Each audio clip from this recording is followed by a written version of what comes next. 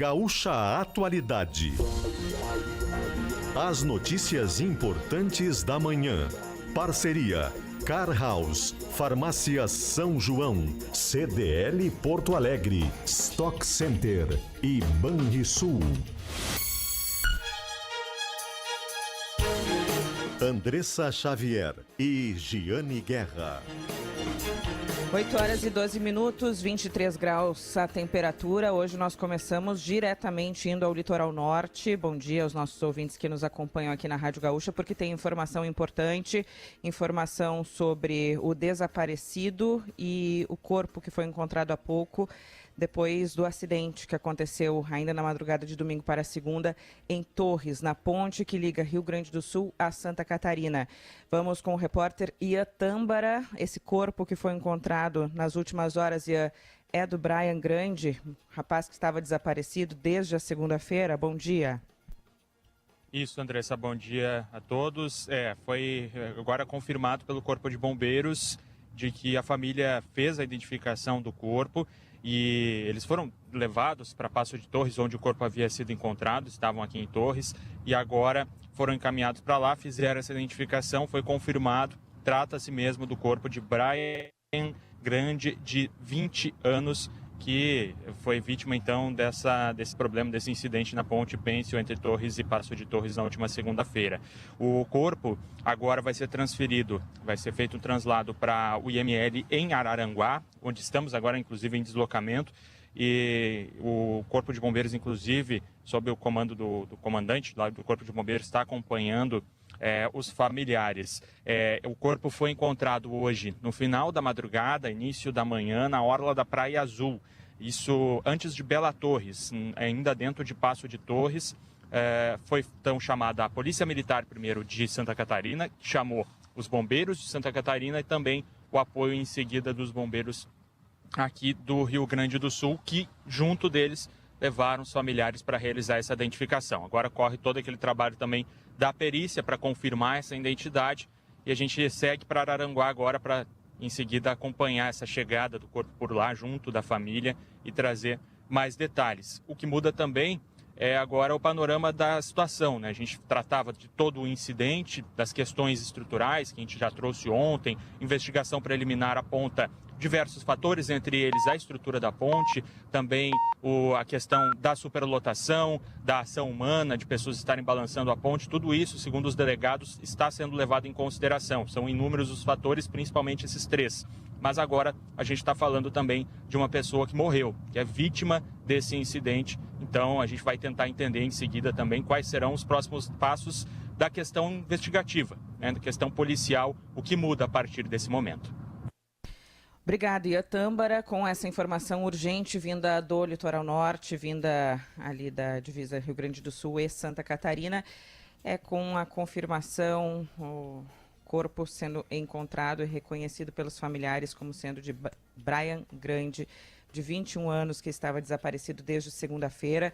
O celular dele, né, Ian, o sinal do celular tinha sido rastreado pela última vez no ponto do acidente e desde então a polícia procurava se ele tinha ido para casa de algum amigo, se tinha ficado inconsciente. Essa era a grande esperança da mãe dele, né, que tivesse ficado inconsciente, que tivesse em atendimento em algum lugar e não tivesse sido encontrado, mas infelizmente agora encontrado o corpo, confirmando a morte do Brian Grande, de 20 anos, mas ao mesmo tempo um desfecho para essa história depois de dias de agonia.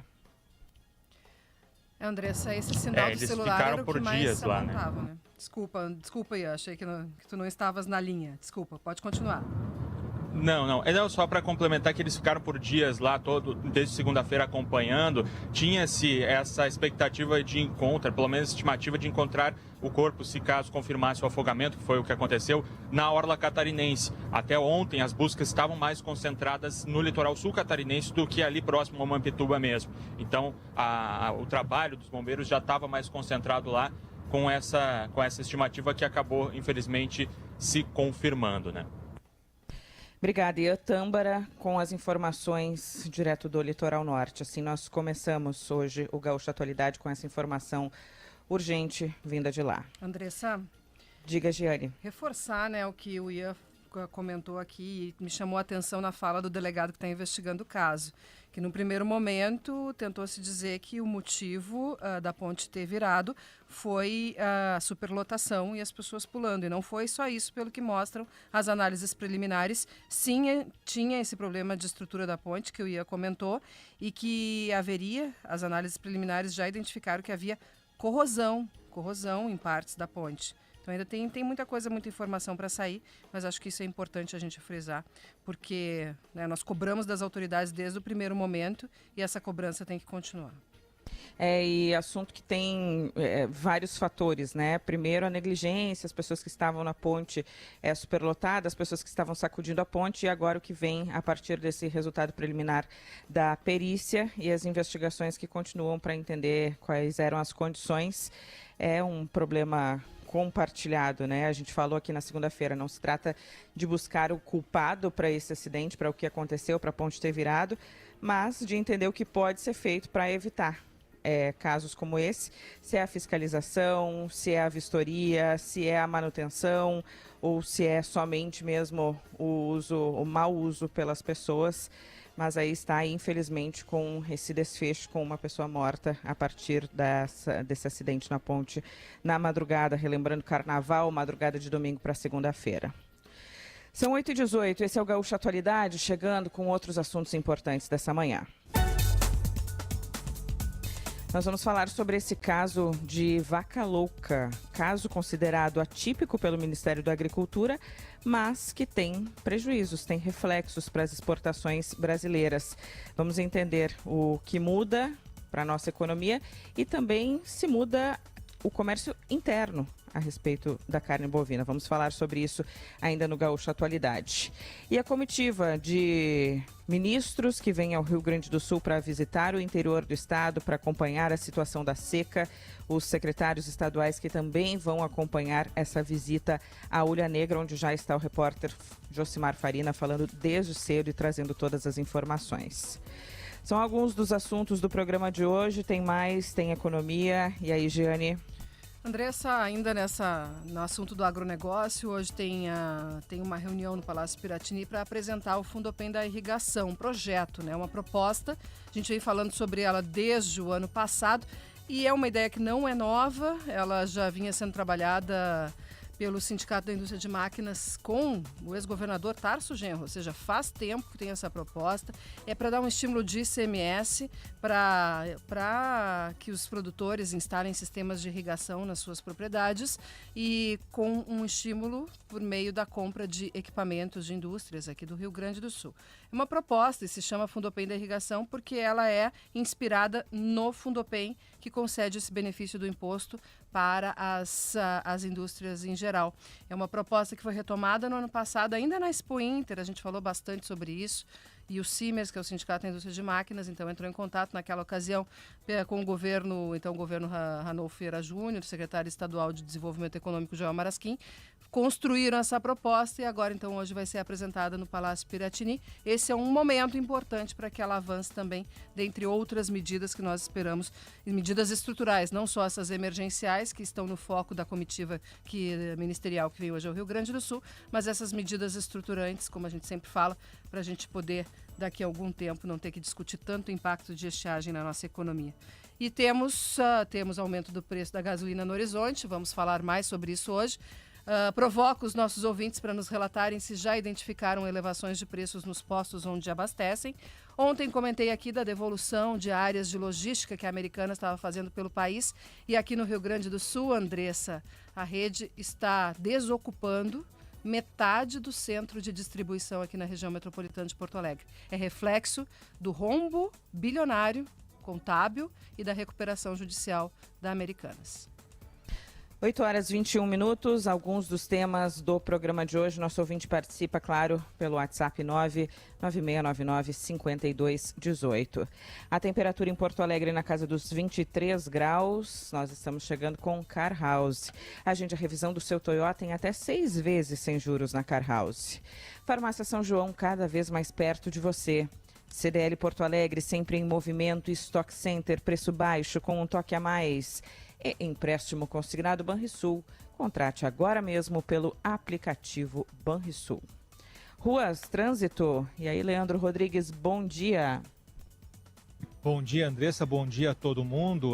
Deu uma aquecida no trânsito nessa quinta-feira. Bem-vindo 2023. Não, mas teve volta às aulas. O motorista já está sentindo um movimento mais acentuado, mais quente nas principais ruas, avenidas de Porto Alegre, especialmente a partir das 7 da manhã. Antes até estava mais tranquilo. Bom, tem travamento na entrada pela Castelo Branco, entre as pontes do Guaíba. Ali tem uma retenção que alivia mais perto da estação São Pedro. A 116... depois do trecho complicado do Vale dos Sinos, vai bem até a região de Porto Alegre, até a área já da capital, com uma redução de velocidade ali entre Esteio e Canoas, naquele entorno de acesso para a refinaria Alberto Pasqualini especialmente. Bom, 448 é uma opção bem mais livre, quem não quiser pensar se tem retenção, se vai travar muito, pega a 448 e vai sair bem, já na volta da Arena do Grêmio.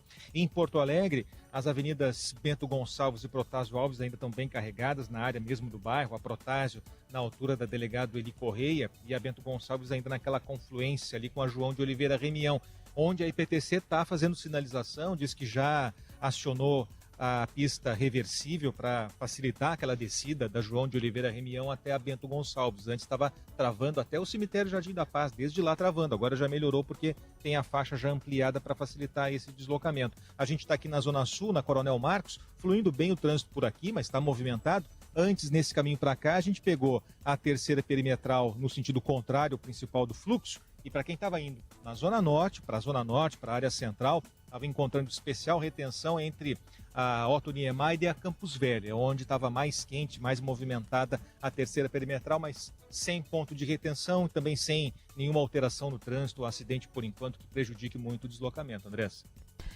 Valeu, obrigada. Leandro Rodrigues com as informações do trânsito nesse início de semana. Pode ser considerado, né, Leandro?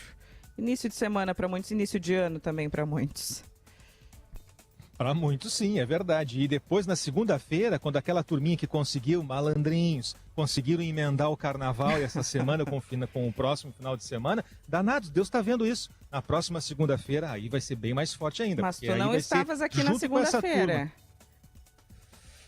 Porque tinha que ter ligado o rádio da meia-noite às 5 da manhã, André. Tô te sacaneando, Leandro. Tô te sacaneando. Aí você... Tu viu, Andressa, olha, que ele confia... assino. O Leandro confia tanto em ti que ele duvidou dele mesmo, inclusive. Ele ficou um tempo assim, não, mas eu não tive. Será que eu tive mesmo? Ele teve na madrugada e não apareceu de manhã, né?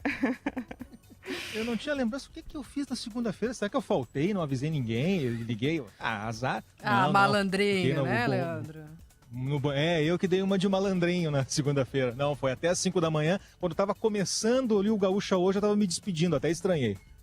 Dormiu na segunda-feira de manhã, porque trabalhou de madrugada, tá certo. Valeu, Leandro Rodrigues, nesse início de ano letivo, volta ao trânsito, perto da normalidade aqui em Porto Alegre, na região metropolitana. São 8 horas e 25 minutos. Eu te ouvia no Gaúcha hoje, Jane, falando sobre o preço da gasolina. Explica pra gente o que aconteceu. O Regis, que é motorista de aplicativo em Igrejinha, diz que por lá aumentou 11 centavos. Foi agora para R$ 4,89. Por quê, hein? Pois então, os postos de combustíveis que me alertaram, que estavam recebendo das distribuidoras já reajustes de preços entre 15 e 30 centavos. Porque funciona assim, a Petrobras define o preço na refinaria, a refinaria vende para a distribuidora e a distribuidora vende para os postos. E novamente, né, como tradicionalmente acontece, os postos independentes, aqueles conhecidos como bandeira branca, têm mais dificuldade de negociar com as distribuidoras e são os que sentem mais qualquer restrição de venda de produto e também aumento de preço. Então isso já estava chegando nas tabelas. O que as distribuidoras, elas não falam conosco, né? Mas o que elas argumentam para os postos, tá? Que a refinaria Alberto Pasqualini, a Refap em Canoas fez uma parada de manutenção, realmente fez. E que isso fez com que as distribuidoras tivessem que buscar parte do combustível para ser vendido para os postos em outros locais, em outros estados. Isso deixa o frete mais caro. Também apontaram alta no preço do etanol, tá? Nas usinas de São Paulo, a gente consegue monitorar isso porque a USP, a Universidade de São Paulo, tem um centro de pesquisa que monitora o preço de etanol nas usinas. Nas usinas, a elevação não foi muito intensa, mas tem uma perspectiva de aumento. Por quê? Porque agora, virando a semana, tem o que tudo indica, o governo federal não confirmou ainda oficialmente, mas é o que tudo indica, vão voltar a ser cobrados aqueles impostos federais que estavam zerados sobre gasolina e sobre etanol desde o ano passado. E lembra que isso aconteceu em dezembro, Andressa? Sim. Lembra? Antes de ter o aumento dos impostos, a volta da cobrança dos impostos federais, distribuidoras e alguns postos já estavam aumentando os preços 10 dias antes. E veja esse movimento agora também. Confirmei que realmente está chegando esse reajuste de preços. Confirmei com o sindicato que representa o setor, o Sulpetro. Além de um aumento de preços, o presidente João Carlos Dall'Acqua lembra que no final de dezembro teve também uma restrição de venda de combustível para alguns postos, os de bandeira branca especialmente, porque as distribuidoras seguraram, esperando, né, esse reajuste que viria com a volta dos tributos. Agora vamos entender esses tributos. Eles foram zerados na metade do ano passado, pelo governo Jair Bolsonaro. Naquela lei federal que Bolsonaro pressionou pela aprovação no Congresso, sancionou, foi taxada de eleitoreira porque reduziu também o ICMS, que é o imposto estadual de gasolina, de combustíveis, energia e telecomunicações.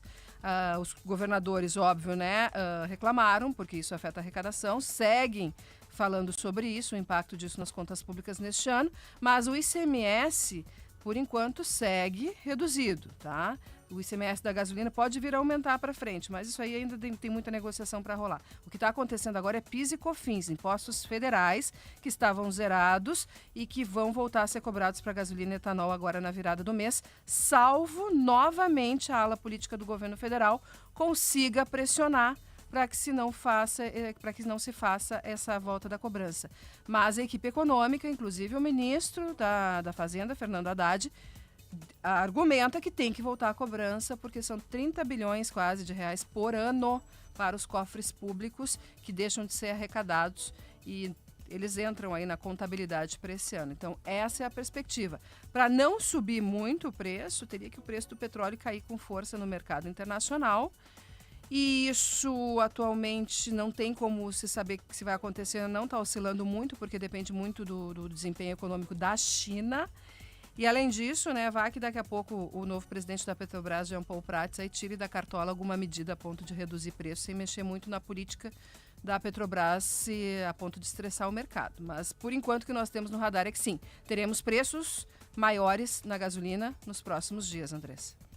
8 horas e 29 minutos, cheio de mensagem aqui sobre isso, forte audiência dos motoristas de aplicativo. Já havia sinalizado esse aumento, 15 a 20 centavos desde ontem. Irão aumentar mais ainda? Sou motorista de aplicativo, a mensagem do Leandro falando aqui de Porto Alegre. Edson, em Tramandaí, abasteci no sábado passado, gasolina comum em Tramandaí, Jane, 5,26. Morro Reuter, 5,9 o litro, mais caro da região. O ouvinte não mandou o nome, mas fez o registro aqui também. O 5,9 na Nilo Peçanha.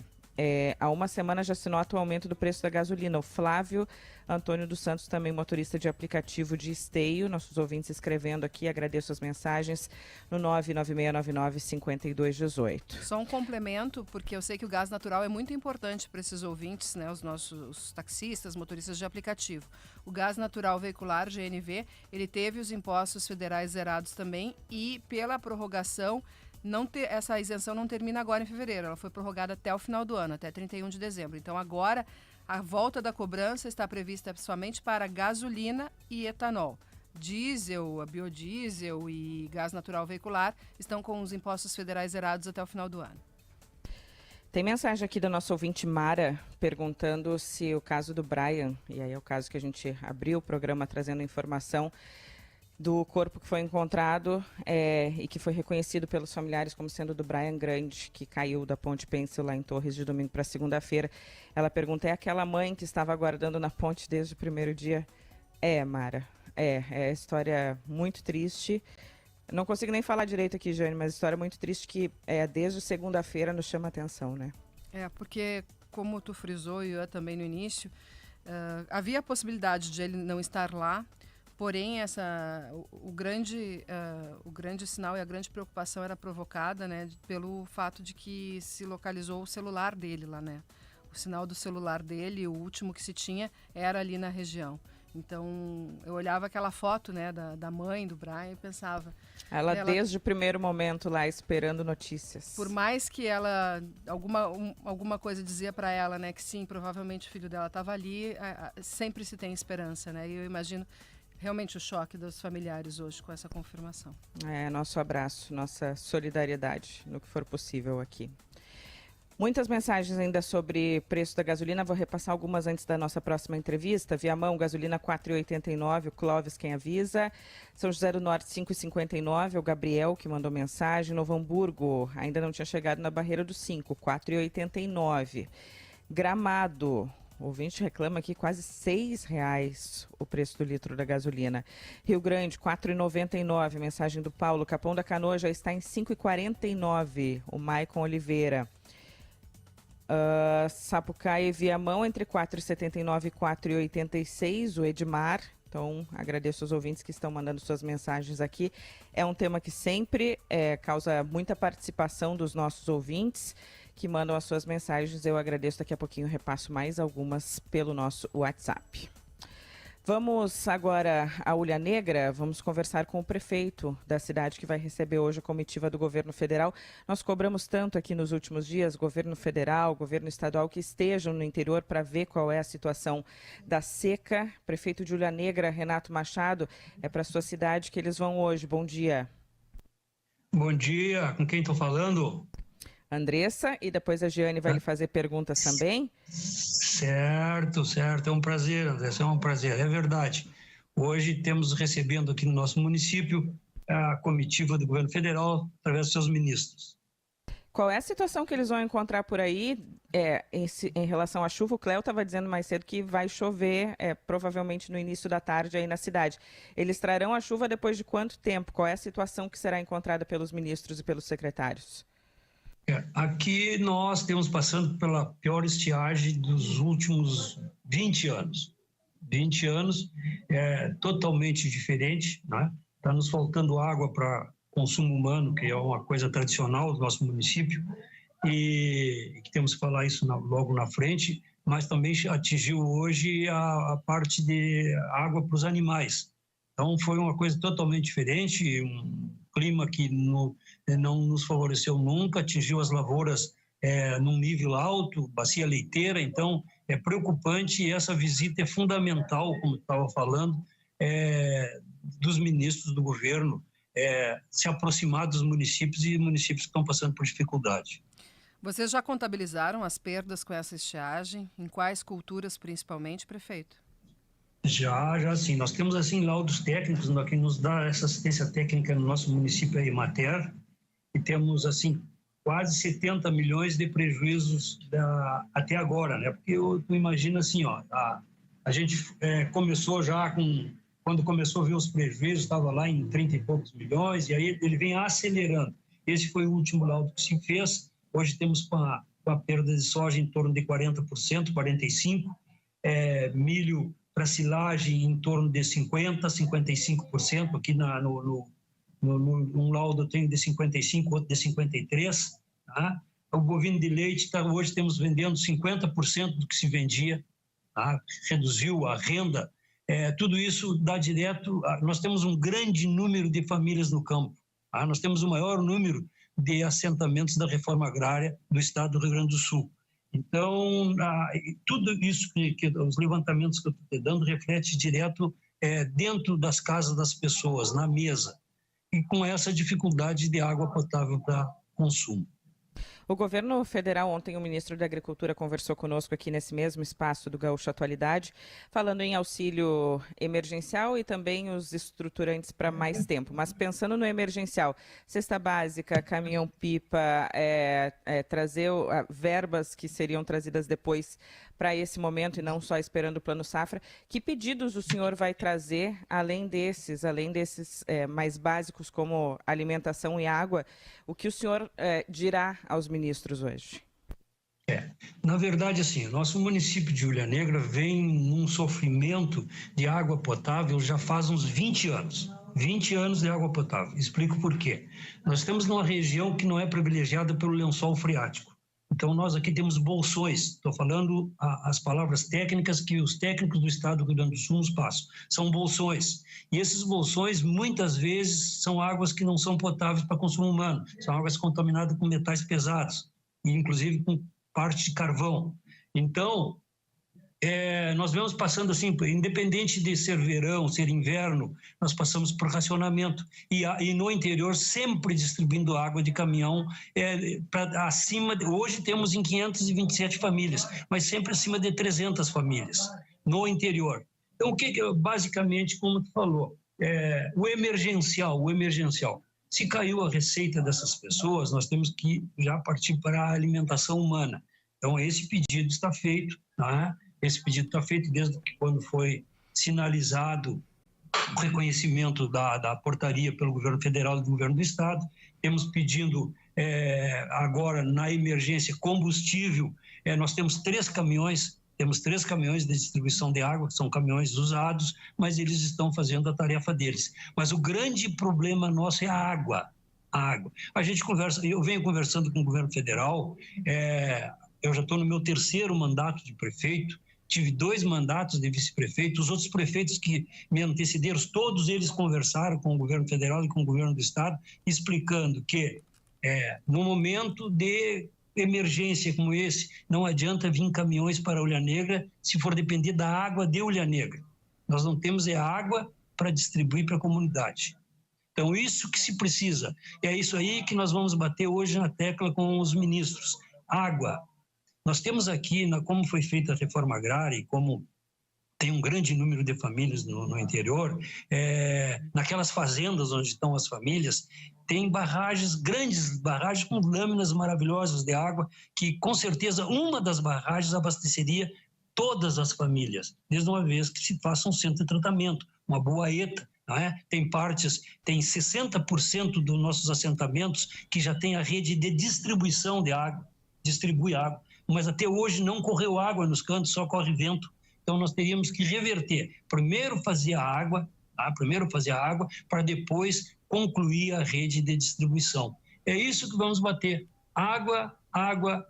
Por quê? A gente faz todo o esforço, o município faz todo o esforço, mas eu tenho certeza absoluta, e eu acompanho, que as pessoas são mal atendidas, porque a quantidade de água chega nas casas a 60, 70 quilômetros de distância, que as pessoas 2, 3 dias depois estão precisando de água, e nós só vamos voltar lá naquela região 15 dias depois. Então, hoje, uma das grandes prioridades do município de Ulha Negra, eu volto a dizer, há 20 anos atrás, a grande prioridade da Ulha Negra seria a água para consumo humano. Prefeito, a gente tem dividido aqui na atualidade, para deixar bem claro, assim, que nós temos as medidas emergenciais, que são aquelas que precisa se fazer agora, porque está enfrentando a estiagem agora, que é crédito, que é caminhão-pipa, que é cesta básica, enfim, né? E também tem as medidas estruturantes, que precisam ser feitas para se evitar estiagens, os prejuízos de estiagens futuras que nós teremos, com certeza. O senhor está falando aí, eu não estou conseguindo identificar exatamente quando o senhor fala água, o que é de medida imediata, o que é medida de futuro e o que a cidade tem. Porque assim, a gente sabe que tem alguns produtores que sim, que instalaram seus sistemas de irrigação, suas cisternas, coleta de água da chuva, e tem outros produtores que não o fizeram e que precisa se fazer isso. Tem que mudar a legislação, precisa ter recurso, o governo federal diz que tem linha de crédito, que às vezes falta vontade da iniciativa privada, do próprio produtor. O que está faltando, prefeito? Orientação, dinheiro, mudança de legislação. O que está faltando aí para avançar nesse colchão necessário de prevenção? Certo. Bom, vamos partir do princípio de que o meu município, Ulha Negra, tem 92% de pequenas propriedades. 92% de pequenas propriedades. O que é pequenas propriedades? Abaixo de 2 módulos, abaixo de 40 hectares. Tá? Então, essas pessoas hoje que estão passando por todas as dificuldades, as outras também passaram por estiagem, mas tu já me falou que elas têm irrigação, que elas têm condições de abrir seus poços profundos, que elas têm condições de transportar sua água. Esses 8%, mas 92% são pessoas que lutam o dia a dia no campo, que eles tiram do campo para viver. Então, essas pessoas que estão desassistidas. Tem programa do governo, mas eles ainda estão dependendo de programas do governo, do município, do estado e da União. É isso aí que eu peço para o governo, se das emergências que eu, prefeito, estou presenciando aqui, das emergências, fundamental é a água para consumo humano. Eles conseguem se organizar dentro da área que tem, eles conseguem até superar essa parte de estiagem nos animais, transportando para barragens mais fortes, mas a água humana hoje é o ponto principal, até porque vem o inverno agora, o inverno do Rio Grande do Sul chove, vai chover, vai encher os reservatórios, embora os reservatórios não estejam preparados para receber, porque estão com um barro, estão com grama, porque vai baixando a água e vem vindo todas as normal na nossa região. Mas a água humana segue o mesmo racionamento, segue a mesma distribuição de caminhão, as pessoas seguem passando pelo mesmo dificuldade e mais, agora com um diferencial. Um grande percentual, se não na sua totalidade, das pequenas famílias vivem do leite. E o leite, as normativas do leite são exigentes, precisam de água potável para a higiene. Então, tudo isso vem, por isso que eu volto a pincelar na água potável nas casas das pequenas famílias que estão no campo, que a gente tem uma política de que o homem tem que permanecer no campo. Então, a gente faz a nossa parte com a educação, faz a nossa parte com a saúde dentro dos nossos limites, mas essa foge do nosso controle, precisamos e muito do governo do estado e do governo federal. Eu queria entender um pouquinho melhor, aí peço que o senhor nos descreva, o senhor disse que não a falta d'água não é um problema desse período de estiagem, não é um problema novo, é um problema que acontece durante todo o ano, inclusive em época que chove aqui no Rio Grande do Sul. Por que não foi resolvido ainda? O que precisa para se resolver? Talvez a presença de pessoas que têm poder, né? Como os nossos governantes no alto escalão, e um grande número de ministros, como vem aqui, que atendem umas quantas pastas, e que olhem a realidade e escutem a comunidade, né? E que daqui para frente, se Deus quiser, e vai acontecer, vai ser diferente, porque nós, vereadores, nós temos até um consórcio regional aqui, que tem 7 municípios, mais ou menos do nosso tamanho, com 6 mil e poucos habitantes, e que a gente bate muito, e eles são companheiros para bater na água de consumo humano, até porque isso aqui é uma situação nossa, da Ulha, a Ulha que não está numa região favorável, tá?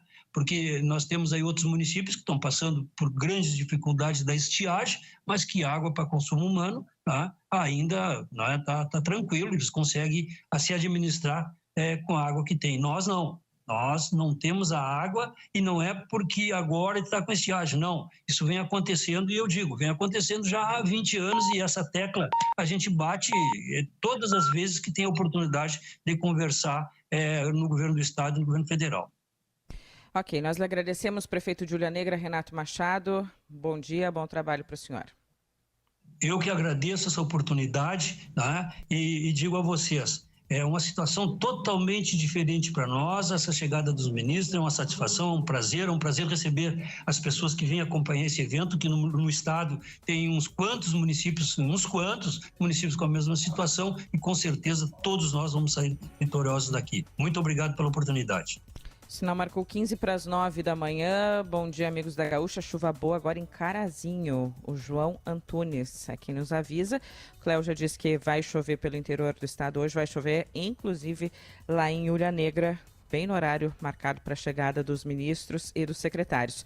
O governador Eduardo Leite não conseguiu conciliar a agenda para estar no interior hoje.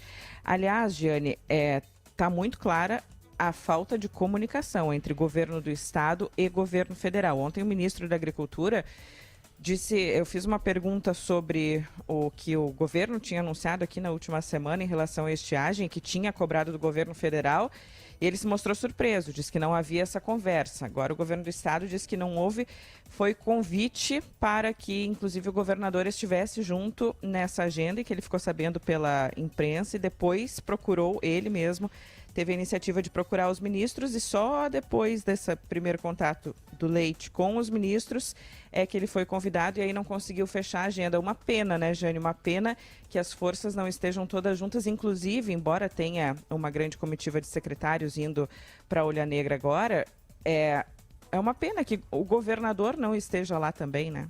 Andressa, a gente comentou sobre isso ontem, depois da entrevista do ministro da Agricultura, Carlos Fávaro, porque já tinha percebido também que, não todos, né, não quero generalizar, mas assim, alguns líderes do agronegócio também estavam resistentes, dizendo que nem sabiam da comitiva, sendo que a visita já se fala há bastante tempo, né, que estava para acontecer, confirmada, se noticia isso, aí acho que não vai anunciar nada, a gente cobra que anuncie.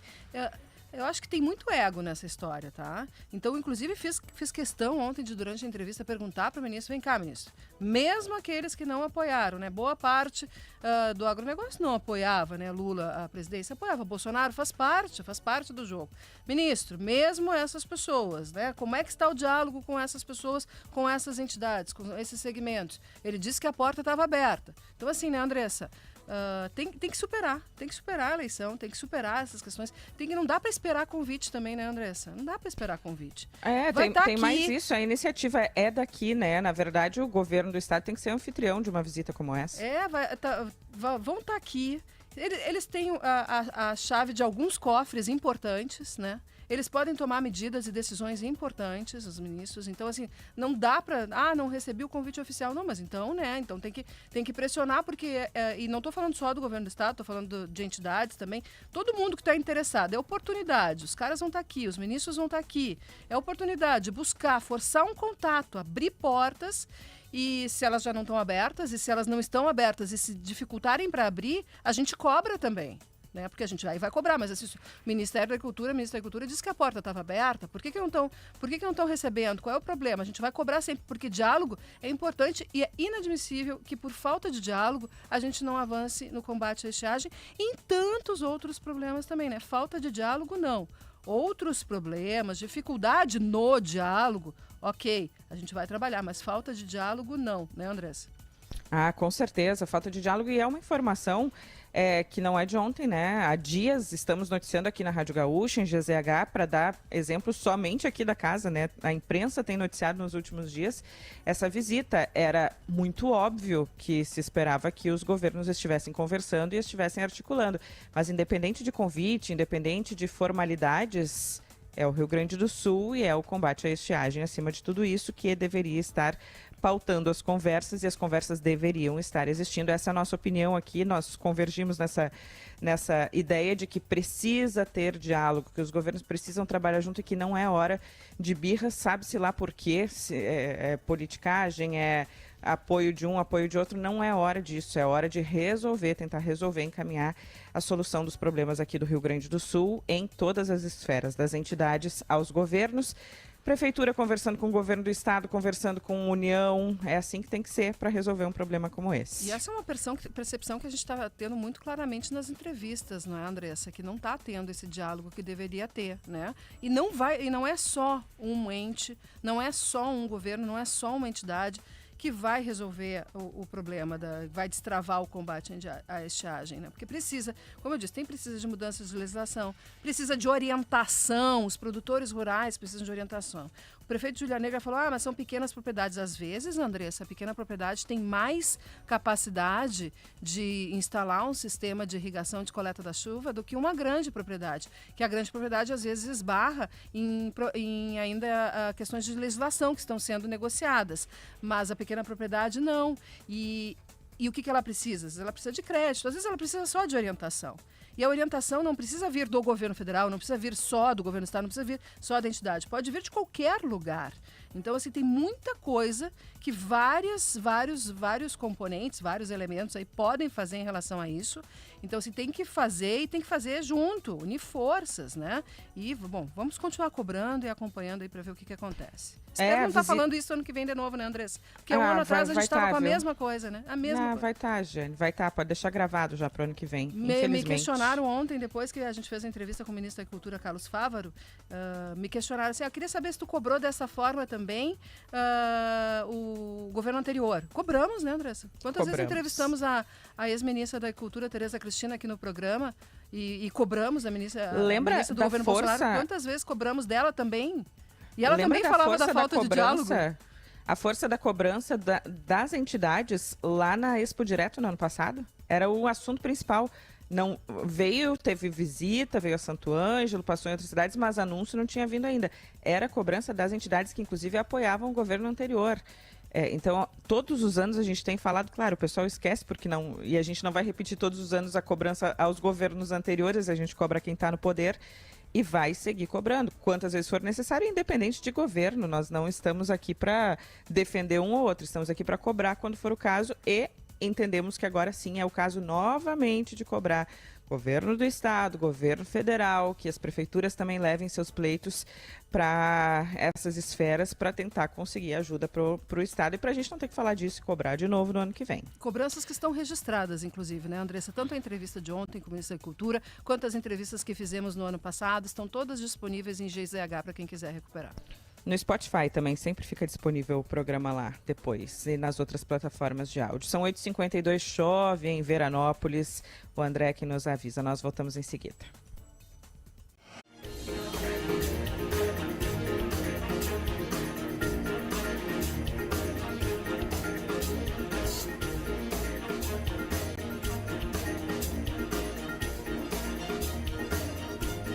Tudo se transforma através das nossas conexões. O seu Zé sempre plantou soja. Já a sua filha Ana plantou outro futuro. Ela se conectou com a Cris, diretora de inovação, que ajudou a transformar a fibra da soja do seu Zé em tecido e milhares de seguidores. Uma de suas fãs, a Dona Beta, fez um pedido radical para curtir a sua nova paixão. Seja pelo crédito consignado, empresarial ou rural, nossa conexão transforma. Banrisul. Olá, aqui é Giane Guerra. Eu tenho um convite para te fazer, se tu ainda não conhece a minha coluna em GZH. É lá onde eu escrevo sobre economia, negócios, finanças pessoais, informações que eu tô sempre apurando por aí para trazer para vocês. E lá também tem mais de 70 colunistas, sempre com informações, textos exclusivos, análises e opiniões. É todo conteúdo com qualidade para o assinante de GZH. Acesse lá. Quer economizar? Conheça a GZH Ofertas. Acesse gratuitamente as melhores ofertas com encartes completos e promoções do momento. Acesse no site ou aplicativo de GZH. GZH Ofertas, o seu lugar de economizar. No seu ritmo, do seu jeito, em todas as horas. Tá na Atlântida. A melhor vibe do FM. Aqui sempre tem muita música. Shows, o nosso jeito de fazer entretenimento e muito bom humor. Não vai ficar de fora dessa, né? Então vem curtir com a gente na rádio da sua vida. Atlântida, sintonize 94.3. Os assuntos da sua região, do seu time e do seu dia a dia. Tudo em um só lugar. Tudo em GZH.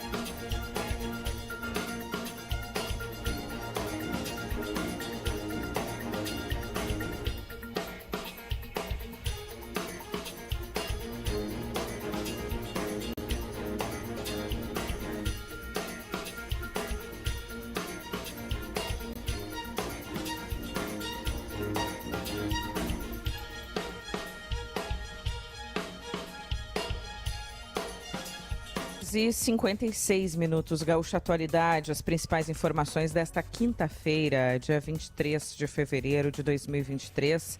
com temperatura na casa dos 24 graus em Porto Alegre. Caxias do Sul tem 22, Santa Maria 23, Pelotas e Rio Grande com 24 graus, Passo Fundo 22, Capão da Canoa, para quem ainda está no litoral norte, veraneando, claro, os moradores também do litoral norte, 24 graus por lá. Temperatura para Sim Rede de Postos. Precisou abastecer ou fazer aquela pausa no seu dia? Passe na Sim. Tem muita mensagem sobre o tempo, porque tem um mapa marcando chuva aqui pelo interior do estado, com alerta de tempestade, inclusive, em algumas regiões. Para Porto Alegre, está prevista chuva também, especialmente para a tarde, mas daqui a pouquinho o Cleo Kuhn nos traz a previsão do tempo completa aqui no Gaúcho Atualidade. Agende a revisão do seu Toyota em até 6 vezes sem juros na Car House. Farmácia São João, cada vez mais perto de você. CDL Porto Alegre sempre em movimento. Stock Center, preço baixo com um toque a mais. E empréstimo consignado Banrisul. Contrate agora mesmo pelo aplicativo Banrisul. O Iatâmbara abriu o programa com as informações sobre ainda o acidente que aconteceu de domingo para segunda na Ponte Pêncil, entre Torres e Passo de Torres. E, infelizmente, a confirmação do que o corpo que foi encontrado nas últimas horas no litoral é do Brian Grande, o rapaz de 20 anos que havia se mudado havia somente 3 meses para Torres, era da Serra Gaúcha. Infelizmente, a confirmação de que ele morreu no acidente, né? E traz mais informações para a gente. Isso, Andressa. Agora atualizando a questão do procedimento também, de tudo que está sendo feito pelas autoridades. O primeiro foi a Polícia Militar que atendeu, a Polícia Catarinense que atendeu a socorrência, chamou os bombeiros de Santa Catarina.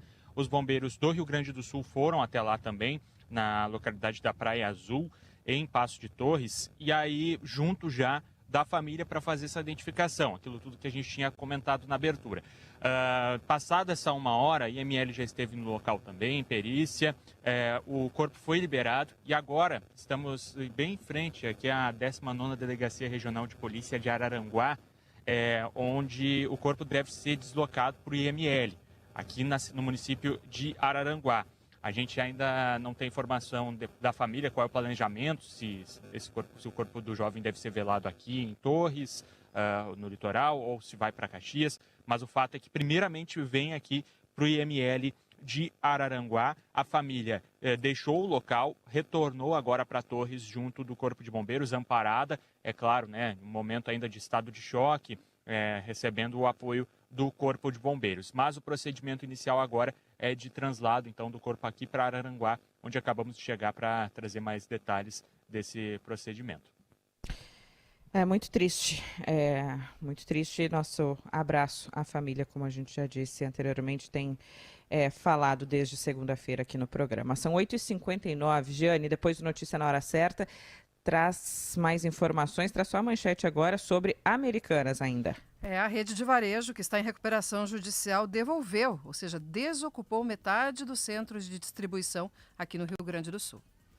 Nós voltamos em seguida com mais Gaúcha Atualidade. Vem aí notícia na hora certa, intervalo. Daqui a pouquinho tem mais informação na sua manhã aqui na Rádio Gaúcha com Car House, Farmácia São João, CDL Porto Alegre, Stock Center e Banrisul.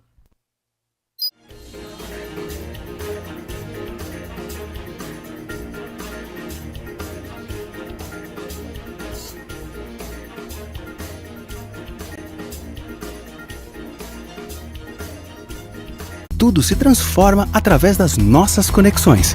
O seu Zé sempre plantou soja. Já a sua filha Ana plantou outro futuro. Ela se conectou com a Cris, diretora de inovação, que ajudou a transformar a fibra da soja do seu Zé em tecido e milhares de seguidores. Uma de suas fãs, a Dona Beta, fez um pedido radical para curtir a sua nova paixão. Seja pelo crédito consignado, empresarial ou rural, nossa conexão transforma. Banrisul. Olá, aqui é Giane Guerra. Eu tenho um convite para te fazer. Se tu ainda não conhece a minha coluna em GZH. É lá onde eu escrevo sobre economia, negócios, finanças pessoais, informações que eu estou sempre apurando por aí para trazer para vocês. E lá também tem mais de 70 colunistas, sempre com informações, textos exclusivos, análises e opiniões. É todo conteúdo com qualidade para o assinante de GZH. Acesse lá. Quer economizar? Conheça GZH Ofertas. Acesse gratuitamente as melhores ofertas com encartes completos e promoções do momento. Acesse no site ou aplicativo de GZH. GZH Ofertas, o seu lugar de economizar. No seu ritmo, do seu jeito, em todas as horas. Tá na Atlântida. A melhor vibe do FM. Aqui sempre tem muita música, shows, o nosso jeito de fazer entretenimento e muito bom humor. Não vai ficar de fora dessa, né? Então vem curtir com a gente na rádio da sua vida. Atlântida, sintonize 94.3. Os assuntos da sua região, do seu time e do seu dia a dia. Tudo em um só lugar. Tudo em GZH.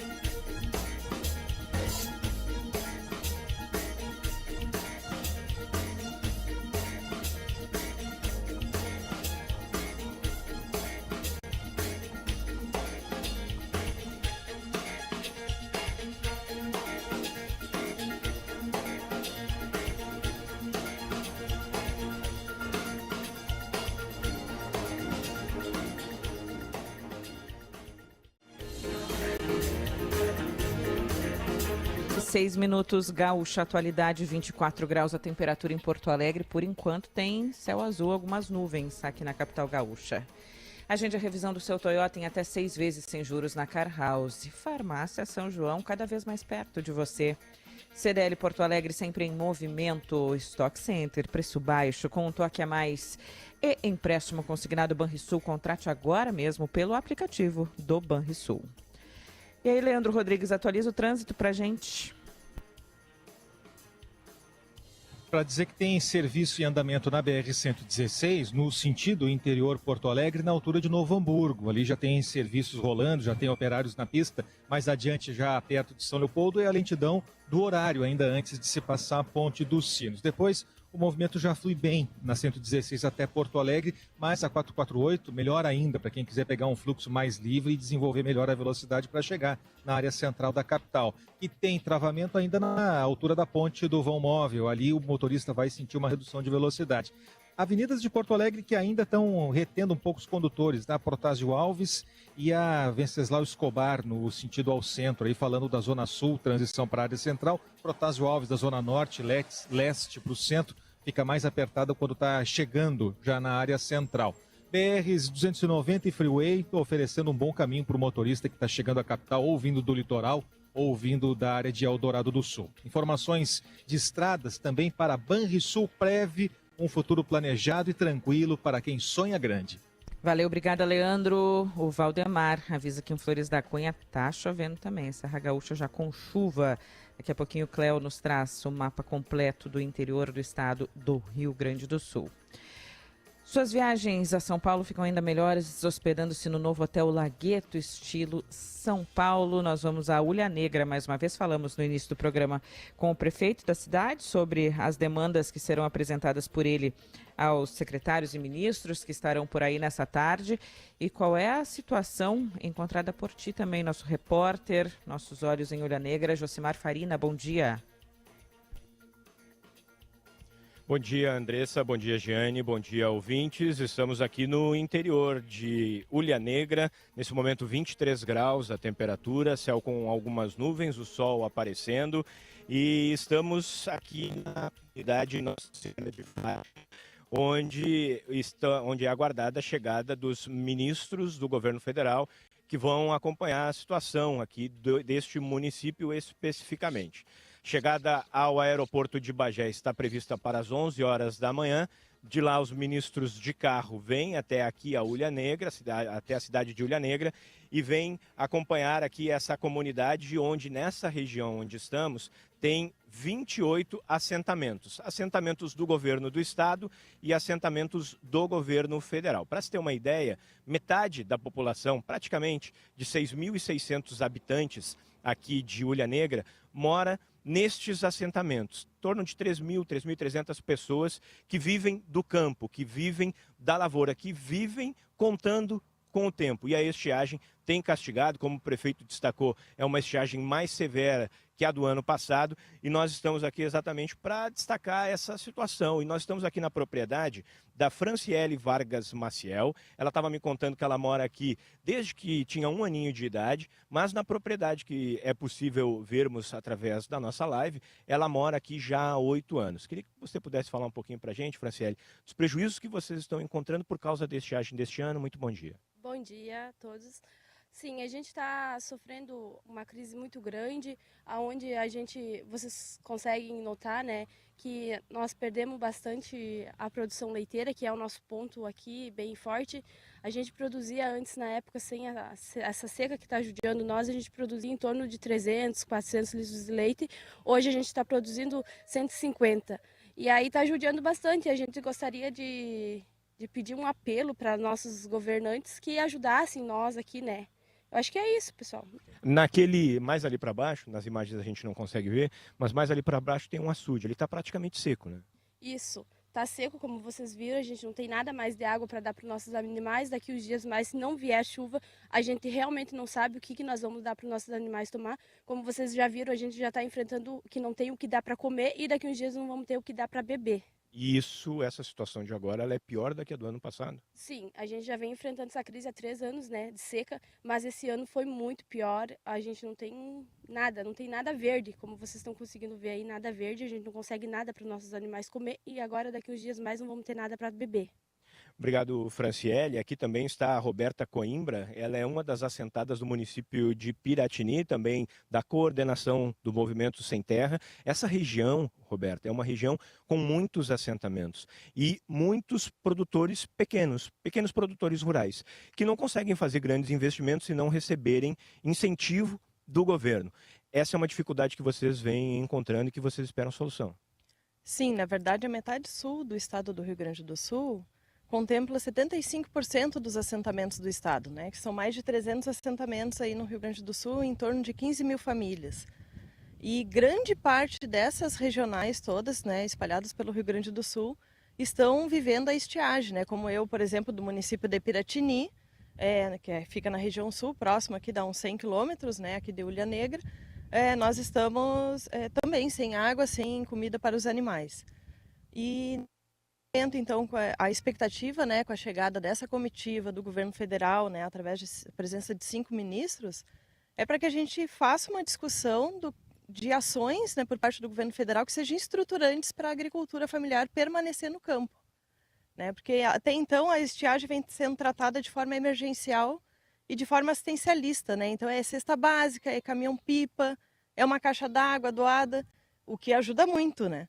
Porém, não resolve o problema da produção e não resolve o problema da falta de água que, cada vez mais, pelas mudanças climáticas, pela destruição que a gente está vendo, né, do desmatamento, das queimadas, da mineração, tudo isso vem agravando a situação da oferta de água nos assentamentos e nas comunidades, na produção de alimentos como um todo, né, no nosso Brasil. E aqui no Rio Grande do Sul, então, a gente tem, cada ano, né, vivido uma seca pior que a outra, né. E até então não houve nenhuma ação de fato estruturante para a agricultura. Então a gente precisa pensar nas barragens, precisa pensar nas cisternas, num crédito especial para as famílias poderem investir em irrigação, né, investir em armazenamento de água e principalmente focado na produção de alimentos saudáveis, porque essa é a nossa diretiva, é a nossa bandeira principal hoje dos assentamentos e da reforma agrária popular. Muito obrigado, Roberta Coimbra, assentada em Piratini, da coordenação do Movimento Sem Terra. Aqui nessa região de Ulha Negra, então, os ministros vêm para cá, vistoriam uma propriedade, vistoriariam essa propriedade onde estamos, mas houve uma mudança na agenda, vão vistoriar uma propriedade e depois vão anunciar medidas. E dessas medidas, já sabemos algumas delas, montante de 430 milhões de reais, desse montante, 300 milhões destinados para 2 linhas de crédito para pequenos agricultores, outros 100 milhões de reais usados no apoio às prefeituras, na contratação de caminhão-pipa para distribuição de água e aquisição de cesta básica e combustível, e também o restante dos recursos para repassar para famílias de baixa renda, com um pagamento de até R$ 2.400 para famílias cadastradas no programa Fomento Rural. Não sei se vocês nas imagens conseguem perceber, mas aqui tem muito campo, imagens. Muitas coxilhas. O olho perde, a gente perde, não consegue enxergar tão longe assim por causa das coxilhas, que a gente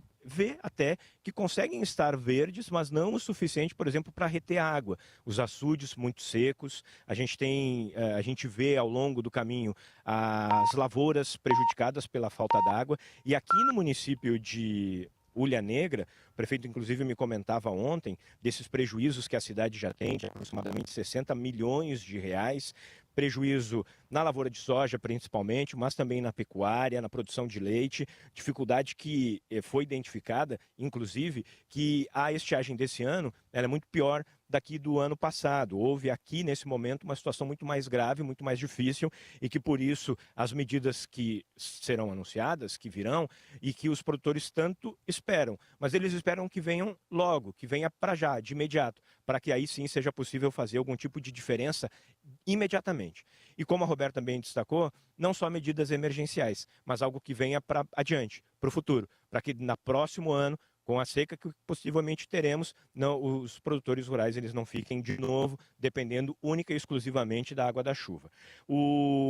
levantamento que se tem aqui por parte da Prefeitura é que o problema na região de Ulha Negra seria resolvido se houvesse um investimento aproximado de 7 milhões de reais com a construção de uma estação de tratamento de água. Tem muitas barragens aqui na volta, só que elas não são próprias para consumo humano, por exemplo. Hoje a cidade enfrenta um racionamento de 12 horas por dia. Não há água nas torneiras para consumo humano, exatamente porque não há um tratamento adequado nela. De acordo com o prefeito, se houvesse pelo menos uma estação de tratamento a mais aqui na cidade, seria possível distribuir água, não só para consumo humano, mas também aumentar a quantidade de água distribuída para os assentamentos, para as produções aqui das lavouras que tanto dependem da água.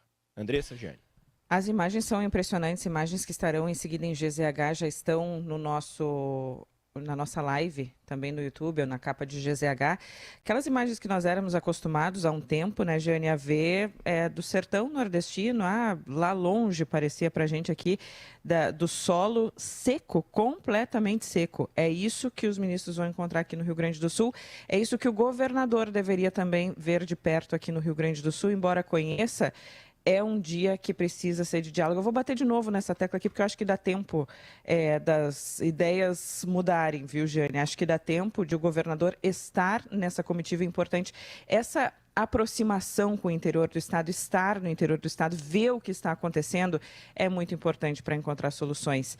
Acho que 6 secretários, ok, representam bem, mas o peso de o governador estar junto com os ministros, vendo a situação, é diferente. É, sim, e é para a porta aberta que o ministro da Agricultura garantiu que está ontem, né? Garantiu, e se não tiver aberta a gente vai cobrar, mas ele garantiu que a porta está aberta para todo mundo que quiser pensar o agronegócio de uma forma racional, que essa porta seja usada e seja mantida aberta. Esse tipo de contato é importante. Andressa, estava olhando aqui as fotos que tu citou, que o Josimar comentou, a terra parece carvão. É verdade. A terra parece carvão, não tem como crescer alguma coisa ali. E como é que tu recupera isso, né, para as próximas safras? Outra coisa que me chamou a atenção do relato do Josimar, Andressa, é a cifra. 7 milhões de reais resolveria o problema de ter água para a população. 7 milhões de reais não é tanto assim. Claro, 7 milhões de reais para o município de Ulha Negra, aí mais um valor para outro município. Sim, a soma pode ser, mas é que eu não consigo enxergar esse dinheiro como um custo. Para mim isso é um investimento, Andressa.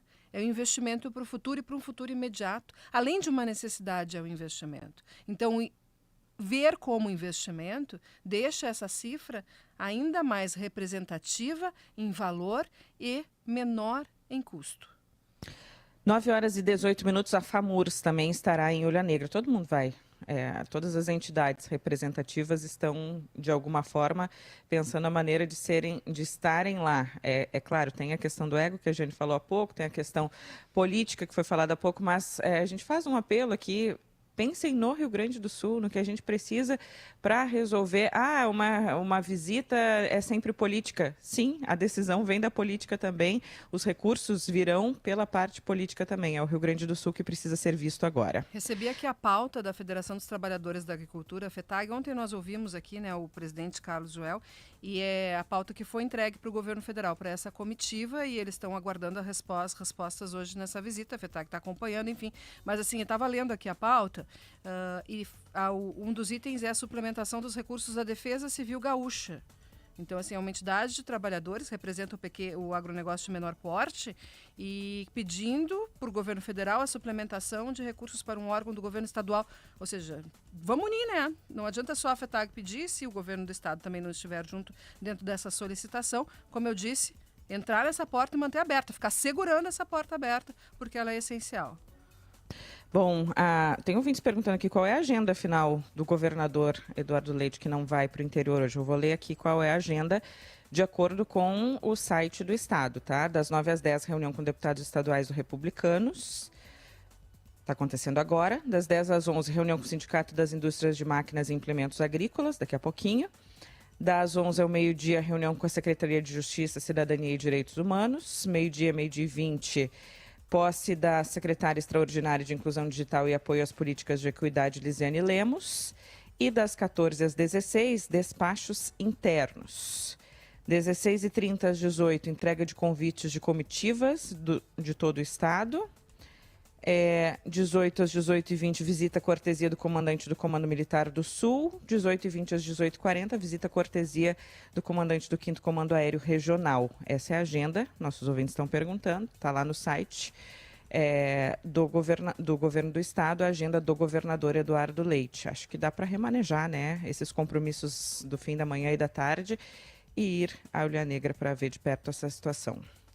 9h21, Cléo Kuhn e a chuva, hein? Tem vários avisos aqui da chuva, especialmente, Cléo, na Serra Gaúcha agora. Tem ouvinte avisando o Paulo que vai chover também em Passo Fundo.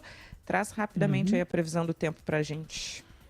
Pois é, começando ali por Passo Fundo, então, já que o pessoal falou em Passo Fundo, tem chuva naquela região ali ao sul de Erechim, vem a Passo Fundo, desce um pouquinho mais em direção ao centro, mas não muito por enquanto, está pegando de Ibirubá, chegando até Espumoso, mas não chegou ainda em Soledade, vai chegar mais tarde em Serafina.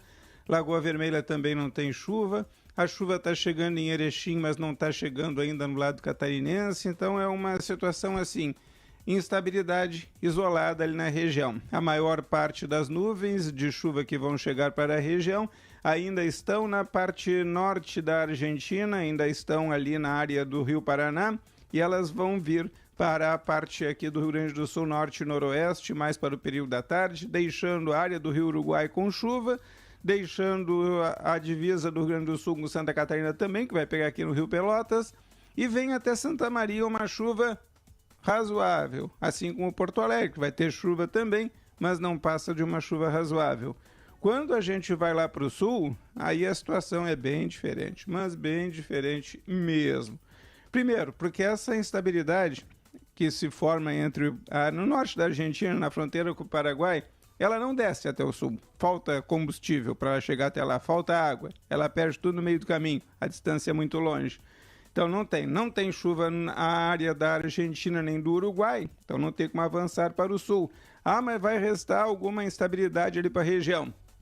Vai, alguns pingos de chuva, alguma chuva leve, como a chuva que está acontecendo ali na região, vai continuar ali entre Bagé, Pelotas e Rio Grande, mas se tu for um pouco mais para oeste, tu pode pegar Livramento na direção de Dom Pedrito, Bagé, tudo a mesma situação. E ali no momento em que tu sobe em direção a Pinheiro Machado, tu vai encontrar essa mesma situação que está vendo ali na região, não tem tido chuva, porque a umidade para chegar ali entra por cima do Uruguai. E a gente está vendo um tempo muito seco entre o Uruguai e a Argentina. Não é a chuva de Santa Catarina que desce para ali. Não, tem que esperar chover no Uruguai. E não tem chuva por lá tão cedo. Então o pessoal fica atento. Não vai melhorar, vai ter um pouco de chuva hoje, mais um pouco amanhã. E acredito que talvez até sábado ainda alguma chuva leve na região. Mas não passa disso. Alguma chuva leve.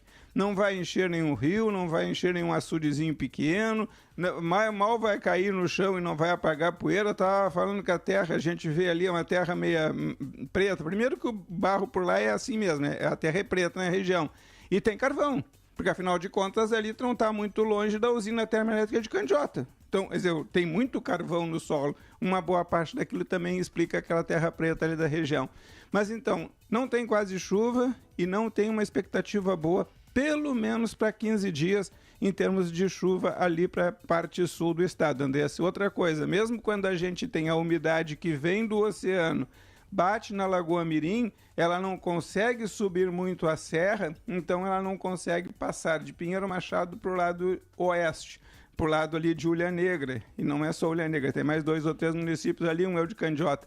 Então a gente não tem como ver uma situação boa de água por ali, que vai até mais ou menos Piratini, ao sul de Canguçu, dali de Canguçu mais para o norte a situação invariavelmente é um pouquinho melhor, embora não seja uma maravilha. Então é uma distribuição muito ruim das chuvas na região, e não tem outro jeito, tem que estudar um jeito de ajudar aquele pessoal, porque a situação é complicada. E repito, pelo menos nos próximos 15 dias, eu não consigo ver nos prognósticos uma chuva para dizer assim, olha, vai mitigar a situação. Não, vai continuar muito ruim, pelo menos nos próximos 15 dias. Repito sempre, até voltar a ter uma boa chuva na Bacia do Prata, a gente não deve ter uma boa chuva na parte sul do Rio Grande do Sul. Valeu, obrigada, Cléo. Com 9h25, o Cléo falando com Lagueto. Suas viagens a São Paulo ficam ainda melhores hospedando-se no novo Hotel Lagueto, estilo São Paulo. Nós voltamos em seguida, lembrando que os destaques de abertura do programa são com Sindibancários, FETRAF, RS e sindicatos do interior.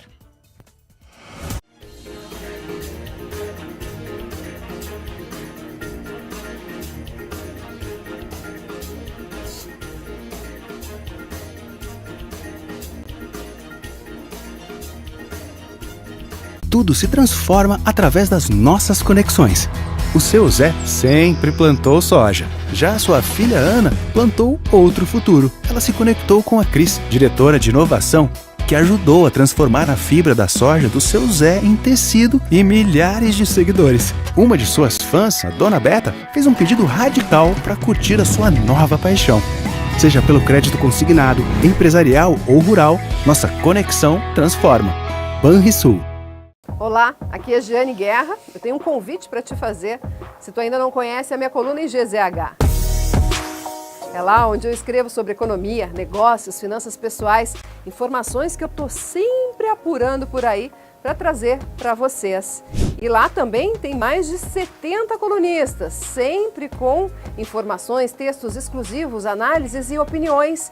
É todo o conteúdo com qualidade para o assinante de GZH. Acesse lá. Quer economizar? Conheça a GZH Ofertas. Acesse gratuitamente as melhores ofertas com encartes completos e promoções do momento. Acesse no site ou aplicativo de GZH. GZH Ofertas, o seu lugar de economizar. No seu ritmo, do seu jeito, em todas as horas. Tá na Atlântida. A melhor vibe do FM. Aqui sempre tem muita música. Shows, o nosso jeito de fazer entretenimento e muito bom humor. Não vai ficar de fora dessa, né? Então vem curtir com a gente na rádio da sua vida.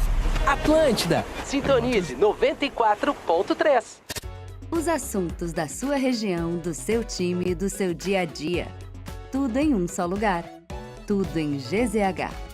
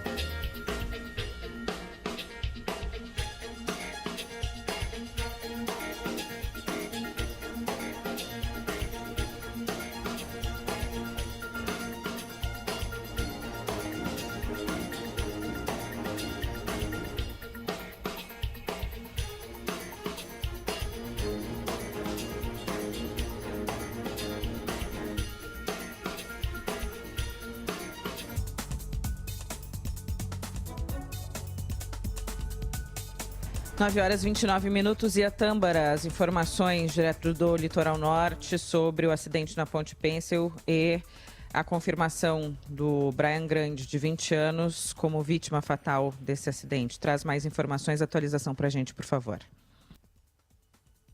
Sim, Andressa, falando aqui de Araranguá, próximo a um posto aqui da Polícia Civil, onde fica a sede do IML de Araranguá, onde o corpo agora está já em deslocamento, em translado para cá.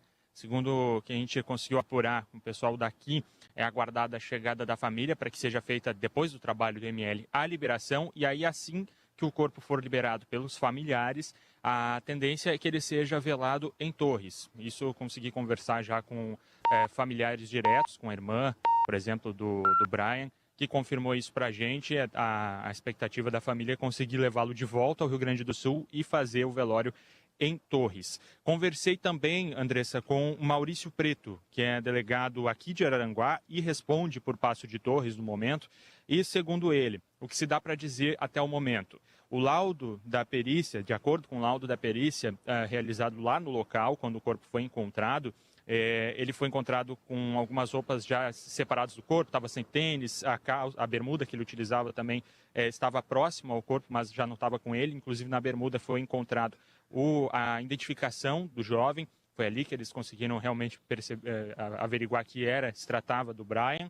E a família, então, esteve no local, fez essa identificação e vem junto para cá. Sobre a questão da investigação, o delegado afirma que a ideia é que agora sigam 2 inquéritos em paralelo, com a tramitação aqui por Santa Catarina e também outro tramitando no Rio Grande do Sul. E aí, segundo ele, a ideia é fazer isso para que os responsáveis e os envolvidos da parte catarinense sejam ouvidos aqui e, da mesma maneira, aconteça no Rio Grande do Sul, para que as 2 delegacias não fiquem aí fazendo esforços em vão, esforços da mesma maneira, ouvindo as mesmas testemunhas, os mesmos envolvidos. Então, a ideia é que se separe pelos estados, para o lado de Torres e para o lado de Passo de Torres, e aí depois os 2 inquéritos vão ser enviados à Justiça, e aí a Justiça que vai definir o que deve ser feito em seguida. A principal mudança é aquilo que a gente já imaginava, né, que é o teor desse inquérito. De acordo com ele, até o momento, com pessoas apenas com lesões leves, ninguém tinha tido um prejuízo tão grande, a questão do inquérito ia depender muito da postura das vítimas, se as vítimas iriam procurar a polícia ou a justiça. Agora, com uma morte, palavras do delegado, a gente trabalha já com, no mínimo, uma investigação de homicídio culposo, afirma o delegado Maurício Preto. E agora, com esse caso tratado assim, aí teríamos que encontrar aí, segundo ele, os responsáveis, né? A polícia agora vai ter que trabalhar para responsabilizar alguém sobre essa morte do Brian Grande, de 20 anos, como eu falei, aguardada a chegada do corpo aqui no IML. Obrigada. Ian Tâmbara, com as informações. Tem um pedido de doação de sangue para paciente Adriana Rodrigues, que está no Hospital de Clínicas de Porto Alegre. Está fazendo uma cirurgia, foi adiantada para hoje e precisa de doação de sangue. Aliás, doação de sangue, de maneira geral, necessária aqui no Rio Grande do Sul, no Hemocentro, nos hemocentros dos hospitais também, porque a gente sabe que nessa época há uma baixa procura por doação, mas continua a necessidade das pessoas por essa doação de sangue. Então, quem puder, quem for doador de sangue, que procure o hemocentro mais próximo. 9h33, tem um caso chocante, mas infelizmente não pontual. A gente vira e mexe, está falando sobre situação análoga à escravidão. Tem uma que chama muita atenção em Bento Gonçalves pelo número de trabalhadores que estavam na colheita de uva e no abate de aves. Eles foram encontrados, foram resgatados. Nós vamos até a Gaúcha Serra com a Paula Bruneto. Quais são as últimas informações por aí, Paula? Bom dia.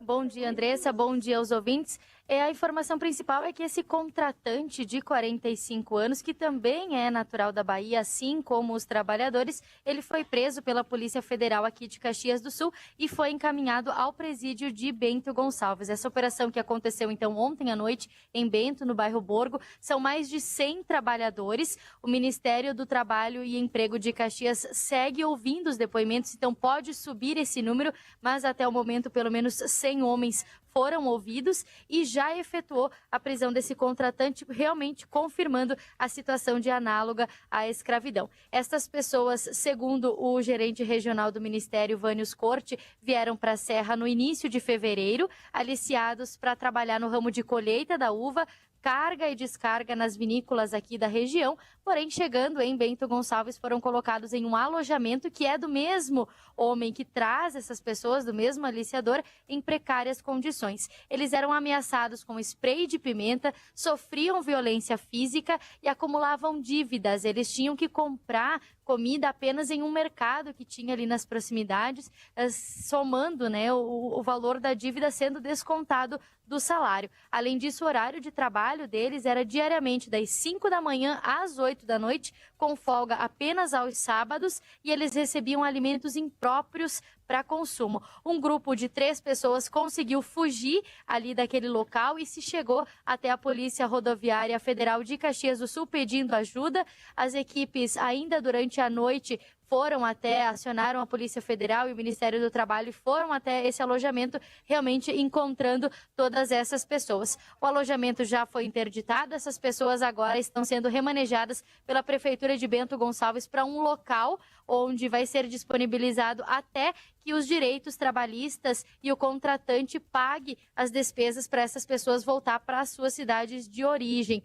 Esse homem, então, foi preso de 45 anos. As vinícolas que faziam o contrato com esse homem também podem ser responsabilizadas e também vai ser investigado a questão do mercado. A gente segue buscando essas atualizações pelo caso e acompanhando tudo o que está acontecendo. Andressa. Nós temos informações já confirmadas de quais seriam as empresas que contrataram esse homem? Extraoficialmente são 3 vinícolas, sendo 2 de Bento Gonçalves e uma de Garibaldi, mas não foi ainda confirmado pelos órgãos, né, quais realmente são esses espaços. Bom, nós traremos as informações assim que houver uma confirmação a respeito de que empresas são essas que contrataram esse homem. Será que não sabiam do histórico? Será que não averiguaram de alguma forma, né? E tem que fazer um acompanhamento, né, na hora no momento da prestação do serviço, né, Andressa? As pessoas estão trabalhando no espaço deles, para eles, e isso... O nome fica ligado de alguma forma, Claro. mesmo que é terceirizado, não temos ingerência sobre isso. Não, fica ligado de alguma forma, né? É, a responsabilidade solidária, como se chama, né? Na justiça, no judiciário, né? Responde todo mundo que está envolvido, todo mundo que de alguma forma agiu ilegalmente ou foi negligente, permitindo a situação, e teria que fazer um tipo de fiscalização, um tipo de monitoramento. As empresas, com certeza. E aí tem indenização para essas pessoas e provavelmente também tem aquelas indenizações coletivas, que é um valor que vai para o fundo coletivo para ações de combate a essa situação. E não é a primeira vez, né, Andressa? Agora me chamou a atenção a coragem desse trabalhador, né, de ter exposto essa situação, porque é muito complicado, tem uma pressão psicológica e física, como a gente viu, né, em cima desses trabalhadores. Me impressiona a coragem dele, o relato dele é bem impactante, e a gente sabe que tem outros casos, e não é só na colheita da uva, com frequência tem denúncias e irregularidades também na colheita da maçã, também nos campos de cima da serra. Então, assim, não é a primeira vez. E, olha, tá ali em GZH também o relato dele, para quem quiser dar uma olhadinha, é bem impactante. Vamos ouvir um pedaço desse relato. A gente recebeu há pouco da Polícia Rodoviária Federal um trecho de um relato. Vamos ouvir pelo menos uma parte dele. Estamos pedindo aqui um socorro aqui, que viemos trabalhar no Rio Grande do Sul, viemos da Bahia. A gente chegou aqui, já tem 20 dias a gente trabalhando nas piores condições. E aí, infelizmente, eu fiz um vídeo dentro do ônibus hoje, todo mundo indo para o trabalho, e postei o vídeo no grupo da empresa. E o dono da empresa não gostou do fato do vídeo, as roupas molhadas, quentinha, farofa, eles obrigando a gente, nas piores condições, para trabalhar, colhendo uva aqui no Rio Grande do Sul, nas fazendas de uva. E o que é um trecho desse relato, o horror, né? Tem tudo isso transcrito lá em GZH, é bastante forte o relato. Eles vieram com proposta de R$3 mil, de horário de trabalho definido, mas aí conta que eram acordados. De manhã cedo, ainda de madrugada, né? Tinham dito que íamos acordar às 6 da manhã para trabalhar, mas não aconteceu nada disso. Às 4 horas nós estávamos sendo acordados. Logo no primeiro café da manhã faltou pão e café. Não só na roça que eu trabalho. Outra parte que ele traz aqui, eu vou ler porque fica em condições melhores também, porque esse áudio, claro, era escondido, gravando baixinho, mas diz o seguinte: tomei cadeirada, spray de pimenta, estou com os dentes moles. Eu escutei eles falando que um carro estava vindo para levar para me matarem. O tempo dos escravos eu não vivi, acho que nem minha bisavó viveu. Hoje vai existir escravo de novo? Não vai. O que depender de mim não vai. Eu vou abrir a minha boca e falar que está errado. Chega a me arrepiar, Giane, o horror que essas pessoas viveram. A promessa de banho quente e descanso não foi concretizada. Tomava banho em uma torneira gelada. Outra coisa que me chamou a atenção, nas paradas da estrada, eles tinham que se alimentar em restaurantes que eram caros e o valor já era descontado desse salário. E a repórter também comentou que eles eram obrigados a comprar comida em determinado lugar, né, com o valor descontado do salário também. Então, imagina a situação dessas pessoas, imagina a pressão dele também, e reforço, né? Foi corajoso o trabalhador de relatar isso, de fazer essa denúncia. 9h40. Vamos... esse assunto aqui nos quebra, né? O horror desses detalhes aqui. Mas é importante que sejam trazidos e que a gente fale sobre isso, porque, como eu disse no início, infelizmente não é situação pontual. A gente já viu em outras colheitas, inclusive aqui no Rio Grande do Sul. Vamos pertinho, adiante. Né, Andressa? Pertinho, da gente, né? Pertinho. Aqui em Bento Gonçalves, num bairro super habitado em Bento Gonçalves. É um horror ouvir esse relato e trazer essas informações também. Que sejam punidos e que a gente possa trazer as informações também dos corresponsáveis. Não é possível que a empresa contrate sem saber a procedência e sem saber o que está acontecendo. 9h41, coordenador do Núcleo de Estudos em Sistemas em Produção de Bovinos de Corte e Cadeia Produtiva da URGS, Júlio Barcelos, nós queremos falar com o senhor sobre o caso confirmado no Brasil de vaca louca. Eu começo lhe perguntando qual o tamanho da preocupação, é um caso pontual, é um caso isolado, a preocupação primeiro falando em saúde, falando nos bovinos, mas falando também em humanos. Bom dia. Bom dia, ouvintes da Rádio Gaúcha, do programa Gaúcha Qualidade, Andressa, Giano, muito obrigado pela oportunidade de comentar sobre um assunto muito importante. Iniciamos, logicamente, pelo consumidor final, que é quem paga toda a conta da cadeia produtiva da carne bovina. Esse foi um caso, para que os ouvintes possam compreender melhor. O Brasil tem 200 milhões de cabeças de bovinos. E no estado do Pará, lá no confim do mundo, um animal já de idade avançada, apresentou sintomas dessa doença. É uma doença degenerativa do sistema nervoso central e que tem uma conexão com uma doença que também ocorre em humanos, de forma muito semelhante, de Creutzfeldt e Jakob. Então, é uma preocupação mundial, sempre com uma cadeia de contaminação dessa enfermidade, mas que no Brasil essa doença não está presente e ocorreu de uma forma que se chama sem contaminação. Ela ocorreu de forma espontânea, não havendo uma origem primária que na Europa, nos anos 90, praticamente dizimou o rebanho, e que lá ocorreu pelo consumo dos bovinos de rações que continham produtos de origem animal, ou seja, um animal se alimentando dos seus próprios tecidos, obviamente na forma de rações. Então, isso determinou uma mudança mundial na alimentação animal e o Brasil é signatário desses acordos onde não é permitida a alimentação em bovinos e ovinos com rações que contenham componentes de origem animal, como a farinha de ossos, farinha de sangue, farinha de carne. Como isso é seguido estrito de uma forma muito rigorosa no Brasil, os casos que aconteceram em 25 anos foram de apenas 5 animais acometidos, diagnosticados como positivo, e apenas todos eles sem uma origem primária surgindo de forma espontânea. Então, professor, esse é um caso. Esse caso agora e essa decisão de suspender as exportações para a China, ela deve ter uma duração curta ou há risco de ser um problema maior, de maior duração? Bem, o acordo estabelecido pelo Brasil foi em 2015 entre o governo brasileiro e o governo chinês e estabeleceu que, ocorrendo a identificação de algum caso da doença da vaca louca, as exportações brasileiras para aquele país deverão, como de fato ocorreram, ser imediatamente interrompidas. Nós já tivemos um caso de setembro a dezembro de 2021 e o Brasil ficou 100 dias fora do mercado chinês até que todas as informações sejam fornecidas para a Organização Mundial de Saúde Animal.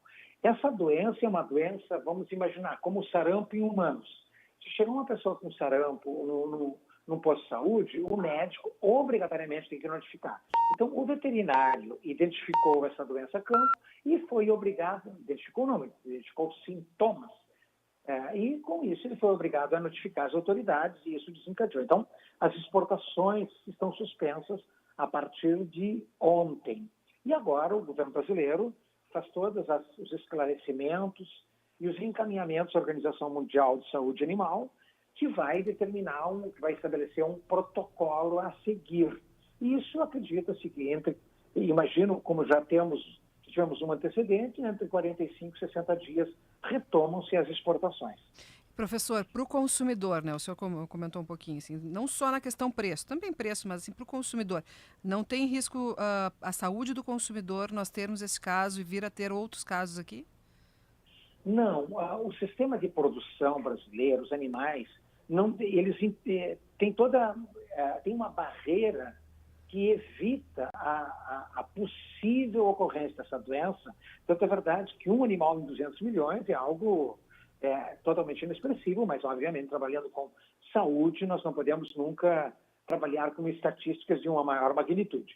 Então, a incidência é mínima. Como o gado, a carne que o consumidor brasileiro compra na gôndola dos supermercados, ela é de animais criados a pasto, porque todo o sistema de produção ele é assegurado pelos pecuaristas que não fornecem um outro tipo de ração que contém produtos de origem animal, essa cadeia praticamente ela não existe. Então são eventos espontâneos e que imediatamente essa carne, caso o animal tivesse sido abatido, na inspeção que ocorre dentro do frigorífico, já teria sido rechaçado e de forma alguma chegaria para o consumidor. Então o consumidor brasileiro pode estar tranquilo, do ponto de vista de da saúde do seu produto, não há qualquer... o risco é mínimo, risco zero em saúde não existe. Com relação aos preços, não acredito que ocorra algum tipo de alteração de preço para o consumidor de forma a baratear o churrasco do gaúcho. No último episódio que nós temos no ano 2021, houve uma diminuição do preço para o pecuarista gaúcho em 3%, para o pecuarista brasileiro em 10% e para o consumidor os preços se mantiveram inalterados. Ok, nós lhe agradecemos pela entrevista, pelas explicações. Júlio Barcelos, coordenador do Núcleo de Estudos em Sistemas de Produção de Bovinos de Corte e Cadeia Produtiva aqui na URGS. Bom dia, bom trabalho para o senhor. Bom dia aos seus ouvintes e um ótimo dia. 9h47, está cheio de mensagem sobre o horror lá de Bento Gonçalves, lá no bairro Borgo, dessas pessoas, 100 pessoas, mais ou menos, que foram resgatadas em situação de trabalho, em situação análoga à escravidão. Situação de que um trabalho foi oferecido de uma forma, vendido de uma forma, eles foram trazidos da Bahia para cá para trabalhar em vinícolas, na colheita de uvas, e a situação real era totalmente diferente. Nós seguiremos tratando desse assunto ao longo de toda a programação da Rádio Gaúcha, trazendo todas as informações, esclarecendo, trazendo as entrevistas também para esclarecer esse caso terrível, com detalhes horríveis que estão escritos lá em GZH. É o principal assunto aqui do nosso WhatsApp. Que bom que as pessoas estão se sensibilizando, né, Andressa? Porque a comunidade também é importante nessa fiscalização. Também para denunciar, também para ver quando as pessoas não estão sendo tratadas direito, né? Porque tem alguns momentos em que os trabalhadores ficam expostos, fazem trabalhos na rua e as pessoas podem ver, e às vezes tem até uma rede local que acaba dando suporte para esses criminosos que fazem isso com os trabalhadores. E no geral, né? Vou te dizer, Andressa, um relato meu recentemente, aí nas férias eu fui num lugar e eu vi que nesse lugar não estavam tratando bem os funcionários não estavam recebendo água direito. Trabalhando no sol, no calor, os funcionários não estavam recebendo água direito. E eu procurei depois a direção do local para informar isso. Eu espero que, enfim, tenham feito alguma coisa, mas a comunidade também é importante dentro dessa fiscalização. 9h49, nós voltamos em seguida com mais Gaúcha Atualidade, com recados para você aqui. Comece o ano de Hyundai na Car House. Só esse mês, Creta Action, a pronta entrega com bônus com seu usado na troca. É só na Car House. As farmácias São João trazem ofertas arrasadoras para você economizar ainda mais. Kit sabonete Dove com 6 unidades ou kit shampoo mais condicionador. Você escolhe, só R$ 23,99 cada. Aproveite, passe nas farmácias São João mais próxima. CDL Porto Alegre, sempre em movimento. Acesse nosso site cdlpoa.com.br e saiba como gerar mais resultados para o seu negócio. Precisando de empréstimo rápido e fácil? Contrate empréstimo consignado sem sair de casa pelo aplicativo Banrisul. Aproveite essa oportunidade agora mesmo.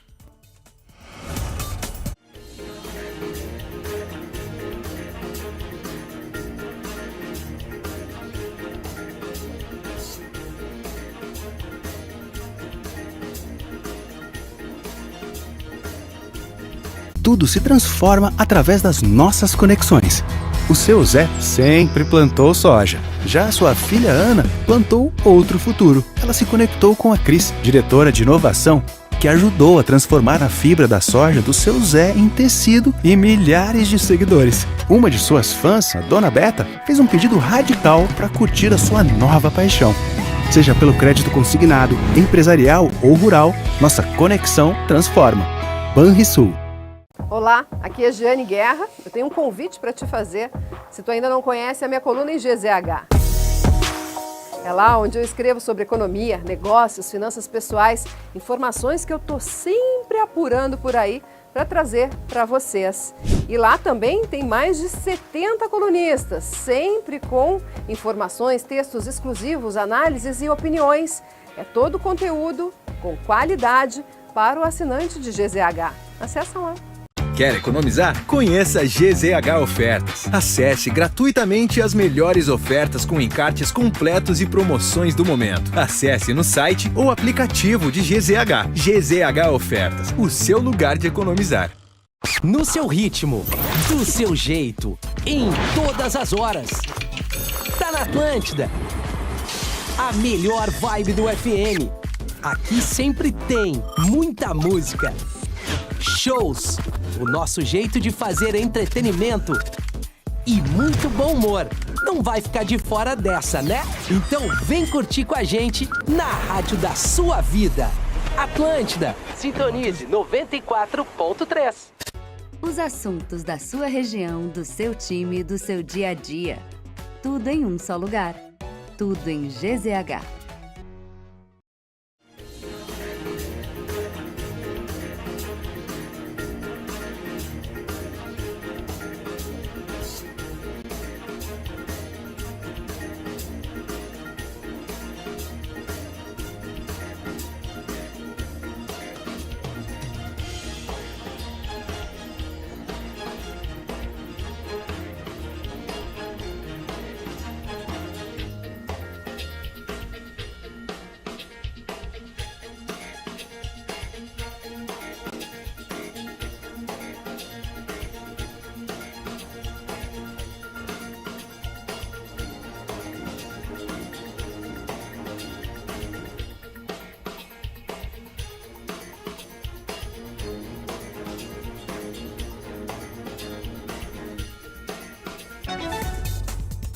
Nove horas e 53 minutos, Gaúcha Atualidade. Fala sobre as Americanas, Giane, antes da gente entrar no tema esporte aqui no programa.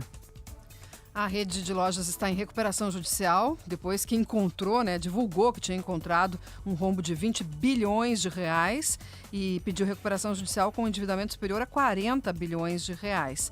O que a empresa está fazendo agora? Um dos efeitos dessa crise na Americanas, ela está devolvendo espaços logísticos pelo país. Aqui, em Gravataí, na região metropolitana, ela tem um centro de distribuição e está desocupando metade deste centro de distribuição, 20 mil metros quadrados. Teve uma queda muito grande na venda de produtos pela internet e acaba que a empresa então está usando menos sua área logística e precisa também fazer uma reestruturação e uma redução de custos. Esse levantamento é de uma empresa do setor imobiliário, a SDS Properties, que alerta que aqui em Porto Alegre está a maior vacância logística do país, ou seja, condomínios logísticos com grande espaço desocupado. E essa medida que a Americanas está tomando acaba agravando esse segmento do mercado imobiliário. 9h54, Fecomércio, a força do sistema ao seu lado. Gaúcha Atualidade com Car House, Farmácia São João, CDL Porto Alegre, Stock Center e Banrisul. Pedro Ernesto Denardim. E aí, bonitão, bom dia. Bom dia, mamãe da Antônia. Tudo certo aí? Tudo bem contigo. Que bom. Barriguinha crescendo, né? Barrigão, né, Pedro? Explodindo. Eu já disse pra Kelly e vou dizer pra ti também. A diferença de vocês pra mim é que a minha barriga continua e vocês perdem ela em seguida. Então eu me parte. sinto superior, em relação a vocês, porque eu carrego permanentemente uma barriguinha, certo? Entendi. Barriguinha musculosa, digamos assim, né? A gente está empatado agora. Nesse momento temos um empate. Nesse momento, empate técnico, exatamente. Bom, hoje nós temos um grande acontecimento no Rio Grande do Sul, mais particularmente em Santa Cruz do Sul, onde, aliás, está o André Silva trazendo todas as informações, dará mais relatos depois no Sala de Redação, Esportes ao Meio-Dia e tal, que é o jogo da Seleção Brasileira de Basquete contra Porto Rico. E aí no domingo tem Brasil contra Estados Unidos. Ou seja, são 2 jogos de primeiríssimo nível do basquete mundial. Os ingressos já estão vendidos, Santa Cruz está em festa, há uma recepção extraordinária. Santa Cruz está tão em festa, viu, Andressa, que recebeu na semana passada, com a minha participação inclusive, um atleta do Sub-16, João Pedro Denardim, filho da Fernanda, imagina, tá? Vai ser jogador do Corinthians. Né? Eu já sou aquela senhora que diz assim, eu vi esse guri pequenininho, mas tá um rapaz, né? Tá com 1,90 m quase, né? Bom, para jogar basquete tem que ser por aí, né? Tá, então, vai ser um grande jogo, vai ser um grande acontecimento. Eu fico muito feliz de ver a comunidade de Santa Cruz outra vez. Olha, quantas vezes eu já fui lá em Santa Cruz para transmitir jogos de basquete, no tempo em que o Corinthians era comandado pelo inesquecível Ari Vidal, para mim a maior personalidade da história do basquete brasileiro. Então, fico muito feliz que o Corinthians está de novo na NBB, o novo basquete brasileiro, que é a nossa liga, está disputando o Campeonato Brasileiro. Então, que bom que Santa Cruz está mobilizada nesse sentido. Então, é o grande acontecimento e a Rádio Gaúcha vai acompanhar com todos os detalhes. Ontem, pela Copa do Brasil, o Ipiranga foi até Rio Branco, no Acre, empatou com o São Francisco e, por consequência, como é o time visitante na primeira fase, ele, Ipiranga, está classificado para a segunda fase e o São Francisco está eliminado. Hoje tem São Luís e Juventude, lá em Juí. O jogo às 19 horas, são 2 times gaúchos que caíram no primeiro jogo, que é uma pena, né? Porque um vai eliminar o outro, um vai ficar fora, e a gente torce para que os clubes do Rio Grande do Sul fiquem na Copa do Brasil, porque não serão campeões, claro que não. Mas ganham uma grana, Andressa, que é um negócio impressionante. Sobre o nosso Ipiranga de Erechim, tu imagina que hoje os caras têm viagem, saem de Rio Branco, no Acre, de avião, claro, tá? E vão até Brasília. Eu já fiz esse voo, Andressa, são 3 horas de voo. Aí de Brasília a Porto Alegre, 2 horas e alguma coisa, tá? Bom, e aí eles descem à noite aqui, pegam o ônibus e vão para a cidade sede, Erechim. Aí são 6, 7 horas de ônibus. Imagina a maratona desses rapazes. Mas, enfim, a gente, para ser feliz, tem que ter algum sacrifício. Certamente esse é um sacrifício muito grande. E vamos lá, né? Que bom que o Ipiranga classificou, vai para a segunda fase, vai ganhar mais R$1 milhão. Isso é muito dinheiro para o clube do interior. E hoje vamos ver São Luís e Juventude. Enquanto que o jogo do Grêmio contra o Novo Hamburgo, que ia ser sábado, foi antecipado para sexta, porque as forças de segurança acho que entendem bem, que ali na região do Vale do Rio dos Sinos tem torcedores? Não. Tem marginais que ficam travestidos de torcedores usando camisetas do Grêmio e do Internacional, que resolvem brigar dentro do Tresurb, quebrar, né, esse aparelho tão importante para todas as pessoas que moram ali, que trabalham em Porto Alegre, enfim.